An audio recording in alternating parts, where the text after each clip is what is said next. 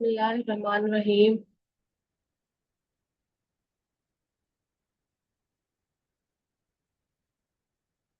Quote of the day: and whoever put their trust in Allah, He alone is sufficient for them. Today, the topic of presentation is Cohort study. I am Dr. Iqbal, PGR Community Medicine, presenting under the supervision of Professor Dr. Saira Afzal, IPH Lahore. Learning objectives are cohort study and its key characteristic, types of cohort study, including prospective, retrospective, and prospective design, relative risk, attributable risk, comparison of cohort study with case control and cross-sectional study, bias and confounding, recent updates, and MCQs at the end. Definition. What is cohort study? A cohort study began with a group of people who are free of disease, are classified by exposure to risk, and are then followed over time to observe whether the disease develops.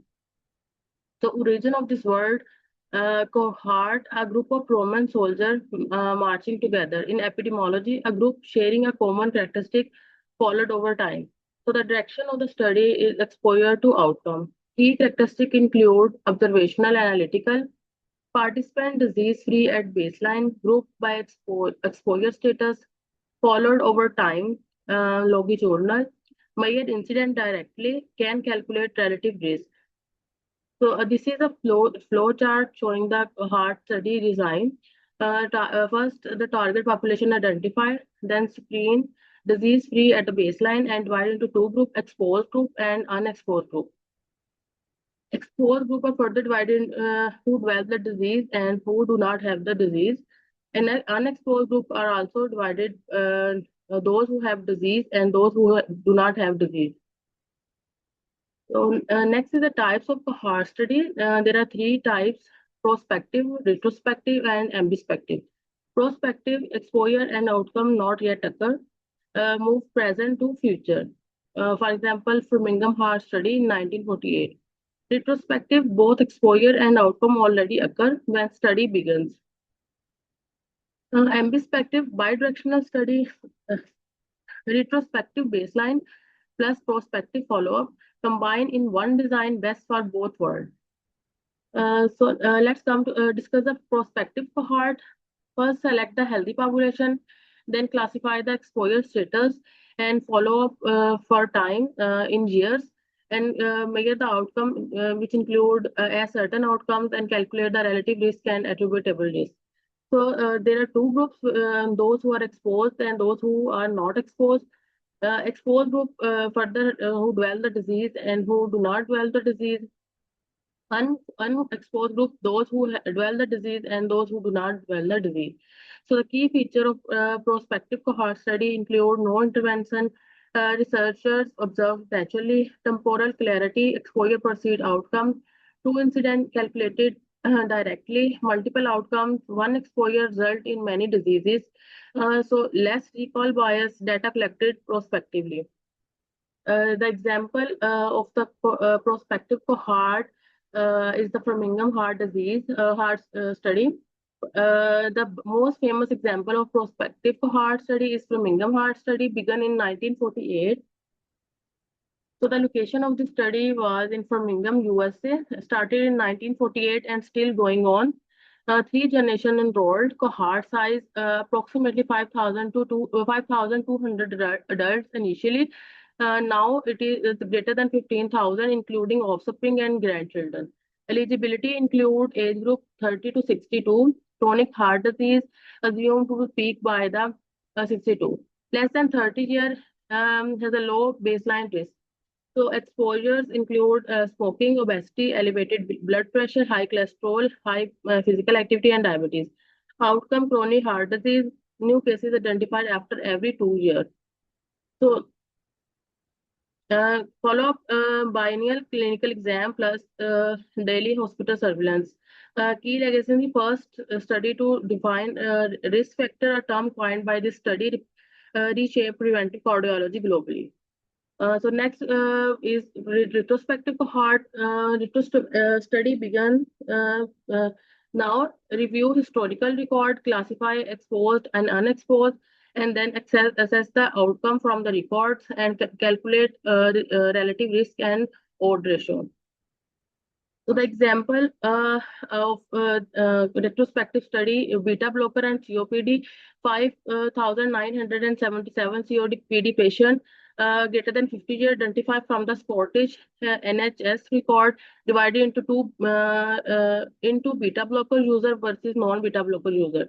So the outcome measure mortality and exacerbation, which are already in record. So this is the retrospective cohort study. Key features of in this study, both exposure and outcome have already occurred. Use historical record from the registry and database, faster and less expensive than prospective design, high risk of information bias and recall bias. Next is the ambidextrous cohort study. Bidirectional design are also called bidirectional cohort study. Combine a retrospective look back with a prospective forward in a single design and capturing past record and future outcome. So it is best for both worlds. Example of this is APS Peshawar exposure terrorist attack in 2014. Retrospective component of the study review record of the student witness 2014 to 2022. A prospective component follow the survivor forward to capture the future PTSD. So the rational post-traumatic stress disorder made well beyond 2022. Outcome date cannot be fixed. Next is the steps in conducting a cohort study. First, we have to define the search question. Does X exposure cause Y outcome? Exposure must proceed outcome. Second, select a cohort, disease-free at baseline, same source population for both groups. Third step is determine the exposure status. Clarify exposed and unexposed group and tools used, interview, biomarkers, EHR, environmental monitoring, and wearables. Fourth step, follow-up period, observe participant over time, measure outcome, disease, death, recovery, and complication. A certain outcome, clinical exam, lab, registry, electronic record, AI-assisted diagnostic, and imaging. And then analyze data, compare incidence, calculate RR, attributable risk, adjust for co-founders. Next, this is the table measuring incidence in cohort. Exposed group, unexposed group, and those who dwell the disease and those who do not dwell the disease. So the incidence is equal to exposed one who dwell the disease divided by the A plus B. Relative risk is equal to exposed divided by the unexposed.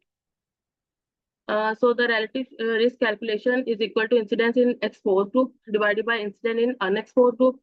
Relative risk less than 1, protective. Exposed group less likely to develop disease. Exposure act as a protective factor. For example, RR is equal to 0.5, 50% risk reduction. So relative risk is equal to 1. So it shows no association. Exposed and unexposed group equally likely. No association between exposure and outcome. Relative risk is greater than 1. Risk factor exposed group more likely to develop disease. Exposure is a risk factor. Example, relative risk is equal to 2, shows the twice the risk. The relative risk is a measure of choice in cohort study. The further relative risk is from 1, the stronger the association with exposure and disease. So next is the attributable risk is equal to the incidence in exposed minus incidence in unexposed. Excess incidence in exposed group attributable risk to the exposure itself, measure the absolute risk. So next we come to the indication when to conduct a cohort study. Good prior evidence, existing data, case report, ecological, case control already suggests a plausible link between exposure and outcome. Common outcome, high incidence if disease is common in exposed group, adequate cases can be accumulated in a reasonable time frame. Cohort is stable and follow feasible. Participants are accessible, geographically stable, willing, and unlikely to lost over the study duration. Rare or specific exposure when exposure itself is a rare. For example, radiation, asbestos, selecting exposed person first is the most efficient. Adequate resource, sufficient time, funding, infrastructure, especially critical for long prospective design. Ethical consideration cannot randomize harmful exposure. Cohort study allow observational study of natural exposure. So next is the selection of the study population by the two approach. First is select exposed and unexposed separately. Identify an exposed group, for example, workers exposed to the asbestos in a factory. Select a comparable unexposed group from the different setting. Follow both groups and measure incidence of the outcome. Risk two group may differ in co-founders beyond the exposure. Require careful matching to minimize selection bias. For example, Dole and Hale in 1950, British doctors study smoker versus non-smoker, followed for the lung cancer. The second approach is define a population first. Start with a defined geographic or occupational population. Do not reclassify by exposure at a selection stage. Classify exposure status for all members. Follow entire cohort. Identify outcome in all members. Allow multiple exposure to be studied simultaneously. For example, for Birmingham Heart study, all residents 30 to 60 year followed exposed status and determined and enrollment. Next is the bias in a cohort study. Selection bias, non-participation, non-response. Cohort run 1 to 2 decade, differential dropout cause, systematic error, healthy worker effect, unemployed worker are healthier than the general population, underestimates risk. Information bias, error in measuring exposure or outcome related to another variable or non-differential, common in retrospective design due to incomplete record. Next is the recall bias, mainly retrospective study participants selectively recall exposure based on disease status, distorted exposure disease association, loss to follow-up bias, even 10 to 15 iteration introduce bias of dropout is systematically related to exposure or outcome, conduct sensitivity analysis. Surveillance bias exposed group monitored more closely, greater detection of outcome, artificially inflated incident in exposed. Next is the co-founding. A co-founder must be associated with the exposure, associated with the outcome, not cause in between the exposure and the outcome. Co-founding distort the true measure of association, make a cause over or underestimation, or even reverse the apparent direction of the effect. So the control method use restriction matching randomization by analysis, stratification, multivariate regression, statistical Fox model, propensity score, and multi-level modeling. Next is the advantages and disadvantages. Advantages of this study: established temporal relationship, direct measurement of incidence rate, multiple outcome from one exposed study simultaneously. Best design for the rare or the occupational exposure, prospective control data quality collection method, retrospective minimal recall bias. Retrospective is also time efficient, inexpensive, large sample size. So we can calculate relative risk, attributable risk directly, enable natural history and progression of the prognosis study. Disadvantages: expensive, time consuming, may take many years to decade. Loss to follow-up can introduce accreditation bias. Inefficient for rare diseases, co-founding variable are major analytical challenge. Retrospective, susceptible to information and recall bias, depend on the quality of existing record. Change in diagnostic criteria over time cannot prove causation, only association. So this is a comparison of the cohort study with case control and the cross-sectional study. So cohort study start with the exposure, whereas case control start with disease and cross-sectional start with entire population. So the direction of cohort study is from exposure to the outcome, case control, outcome to the exposure, and in cross-sectional both measures simultaneously. Key measures in cohort study: relative risk, case control, odds ratio, and in cross-sectional prevalence ratio. Measure incident directly in case cohort, no in case control and cross-sectional. Best for rare exposure for cohort study, rare diseases in case control and prevalence and screening for cross-sectional study. Cost and time, cohort study is a high prospective, case control lower and faster, and cross-sectional is also the lower and fastest. Next is the comparison of cohort with a randomized control trial. The cohort is similar in structure in a clinical trial, except that in the cohort study, the investigator do not determine who is exposed to the risk factor. So exposure allocation in cohort is observational. A randomized control trial randomized by the researcher. Intervention, none, only observation. In randomized control trial, assigned by the investigator.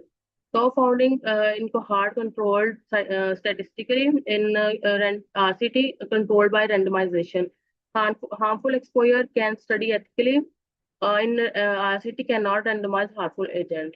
Casualty strength, indirect association in cohort and strongest in randomized control. Generalizability high in cohort may be limited by the inclusion criteria in RCT. Duration cohort took months to decade, whereas RCT usually define are short and shorter. Next is fixed cohort and dynamic cohort. Fixed cohort is the membership is constant.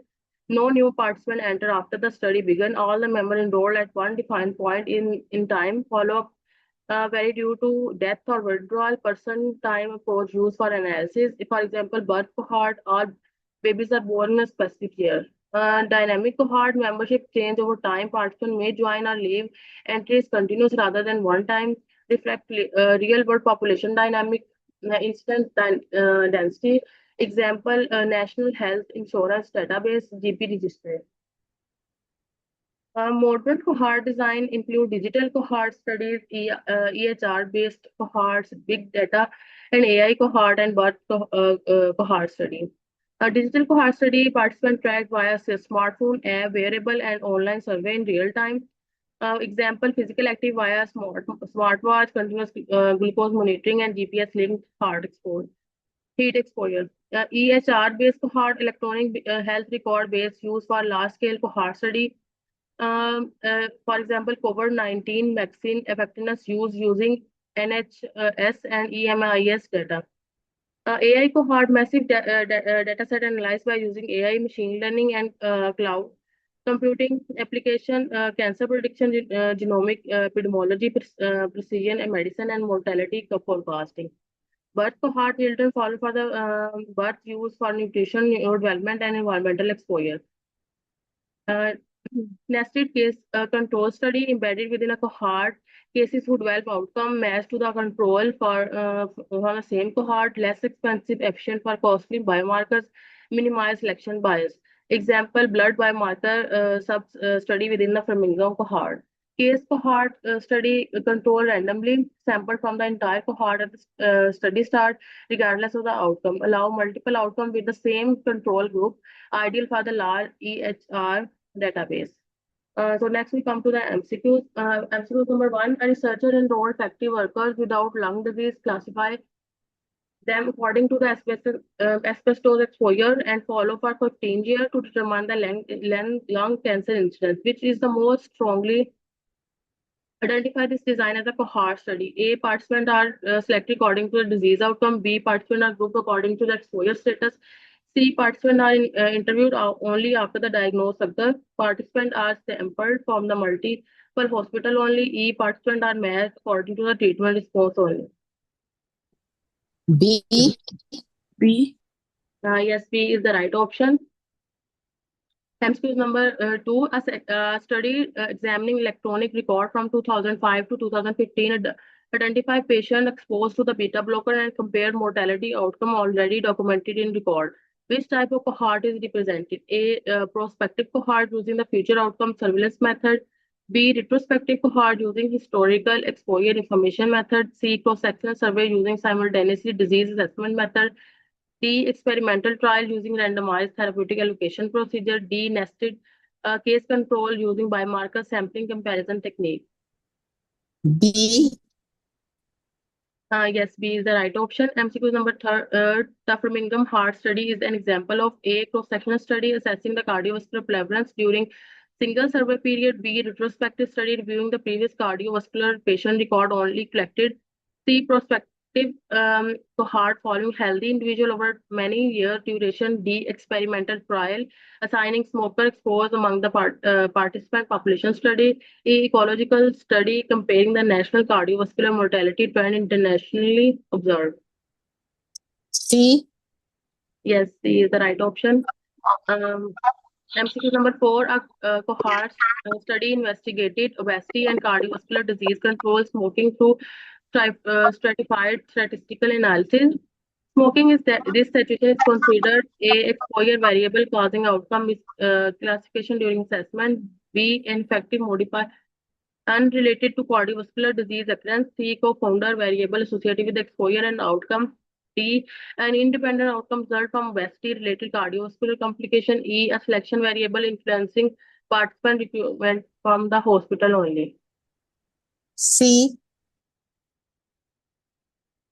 Yes, C is the right option. MCQ number 5, a study began in 2022 by reviewing record from 2015 onward and then continue following the participant into future year for new outcome. Which design is represented? A, cross-sectional design using simultaneously exposure outcome assessment method. B, ambidextrous cohort combining retrospective and prospective follow-up approach. C, experimental trial involving investigator control intervention assigning procedure. D, ecological comparison, and E, case control design selecting participant according to the disease category. B, B. Yes, B is the right option. MCQ number 6, a co-founder is a variable that A exists only among participants without disease outcome. Occurrence reported. B lies directly within the causal pathway between exposure and disease. C, associated both exposure and the outcome independently. D, prevent calculation of incident rate during the follow-up period measurement. E, eliminate all bias from epidemiological research study finding completely. C. C, Yes, C is the right option. MCQ number 7, a major advantage of prospective study compared to the retrospective.